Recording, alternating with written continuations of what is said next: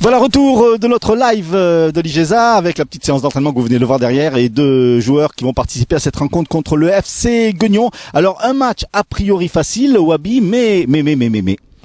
Mais ouais, on sait que ça va être dur parce qu'on sait que quand on est dernier, on veut tout le temps battre le premier. On a vu l'an dernier quand on était dernier, les matchs contre ceux du haut tableau, on se déchirait un peu plus. Donc on sait que ça va être très difficile et que malgré le voyage qu'ils font, ils vont être déterminés pour faire un résultat chez nous et peut-être nous battre s'ils peuvent. D'autant Yacine que c'est une équipe qui n'a plus rien à perdre, qui va jouer totalement libérée en fait, qui va prouver peut-être à ses supporters qu'elle est encore là.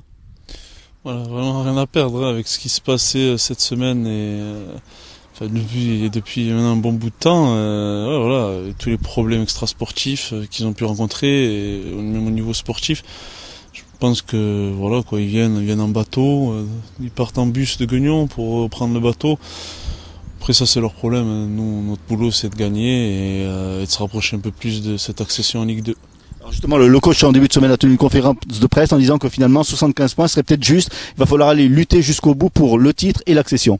Ouais, nous entre joueurs on parle pas de points, on sait qu'il reste 10 matchs, on veut faire si on peut faire 10 victoires, nous on va tout faire pour en tout cas, et on va pas calculer ce qu'il y a derrière. Ou 75 points, nous on veut être champion avec le plus de points possible et on va jouer tous les matchs à fond pour les gagner, que ce soit à domicile ou à l'extérieur.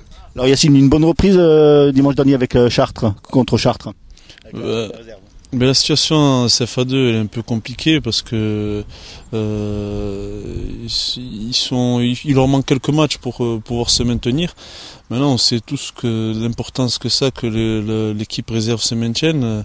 L'année prochaine c'est moins plaisant je pense d'aller jouer, même si c'est pas pour dénigrer ce championnat-là, mais au niveau régional c'est moins évident, surtout quand on descend de l'effectif professionnel. Et ce qui se passe c'est que au jour d'aujourd'hui il faut gagner le maximum de matchs, donc on est tous aptes pour jouer. La nationale, l'objectif sera rempli. Je pense le coach il va tout mettre en œuvre pour essayer cette fois-ci d'aider la CFA2. Donc c'est vraiment quelque chose de très très important et il faut qu'on se batte pour cette équipe parce que on est tous concernés, je pense, un jour ou l'autre. Quand on revient de blessure, c'est toujours mieux de jouer en CFA2 qu'en DH. C'est vrai que finalement, vous prenez du plaisir à jouer en CFA2. Quelquefois, il y a des joueurs pros qui rechignent un petit peu à jouer en réserve. Finalement, on voit que vous y mettez tout votre cœur. Ouais, voilà. Après, je sais que tous ceux qui jouent en CFA2, c'est tous mes collègues. On était tous au centre de formation ensemble.